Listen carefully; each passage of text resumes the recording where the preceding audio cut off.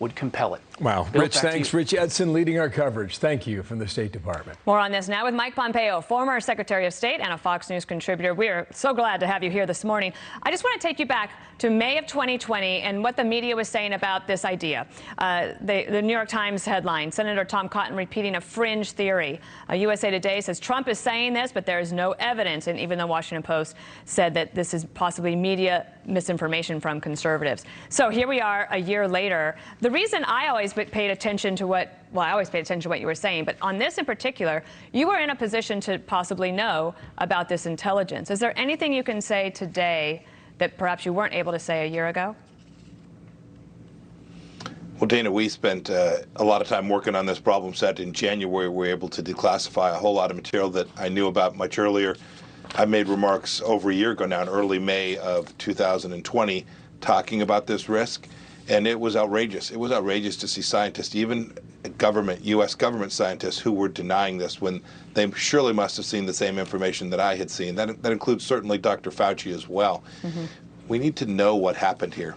The Chinese Communist Party knows what happened here. They know who patient zero was. They know precisely where this began. These three individuals who became sick, the symptoms were consistent with what someone would get that would be symptomatic of if they had COVID-19, the Wuhan virus. We need to get to the bottom of this because this could happen again. They're still conducting research in these same laboratories today. It's being done in ways that were similar to what happened back over a year ago. This is dangerous. We could end up with something much like this, again, being foisted upon the world. The United States has a responsibility to demand that the Chinese Communist Party give us the things that they simply know, Dana and Bill. They know the answer to these things, and they refuse to hand over this information. Well, the world may demand it. You and many others might along the way. But the party in Beijing acts differently. Who's to say we'll ever get a straight answer? Well, Bill, I think we eventually will. Somebody will have worked in that laboratory and will decide they can sneak out of China. They'll come tell the truth, I'm convinced. But sadly, I don't think that'll happen in a timely fashion. And so what can the world do? How can we hold China accountable? There are many fora that we could do this in. One, why on earth would you rejoin the World Health Organization, which rewards the Chinese for the exact partner that they joined in the cover-up with? Right? It was Dr. Tedros and Xi Jinping that colluded to keep this information out of the hands of the world. And so there are many things the United States government could do to impose real cost on the Chinese Communist Party until they come clean about what they know and what they did. We know for sure they covered up this virus. I am confident that we will find that the evidence that we have seen to date is consistent with a lab leak, and I'm convinced that's what we'll see. If I'm wrong, I hope the Chinese Communist Party will come forward and make a fool of me. If only we had, if this is the true, and this happened in November of 2019, if only the world would have known. Think about how much grief this planet would have been spared. Oh, Bill, I remember talking with Dr. Redfield about this at great length. We were working so hard. HHS, Secretary Azar, myself, we were working so hard to get this information. This would have been early January of 2020, when we were still trying to figure out precisely what was about to hit the world. And the Chinese Communist Party had gone completely dark. They wouldn't take our phone calls. They wouldn't answer our questions. We sent inquiries. We couldn't get a straight answer. Our ambassador, Ambassador Branstad, couldn't get a straight answer.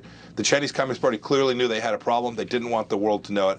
And I'm convinced they still know they have a problem and don't want us to know it. I mean, if true, it is the largest man-made disaster ever in the history of the planet, and someone has to be held accountable. That would be them if this turns out to be true. Can I also ask you about this over the weekend? This is an absolutely brazen ruse done by Belarus to hijack a plane, Ryanair, going from Athens to Lithuania, to divert the plane, saying there was a bomb threat, get on the ground.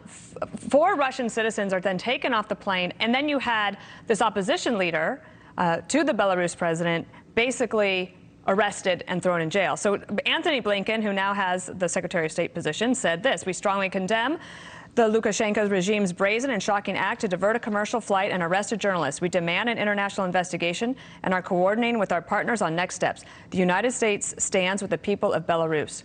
What else do you think needs to be done here?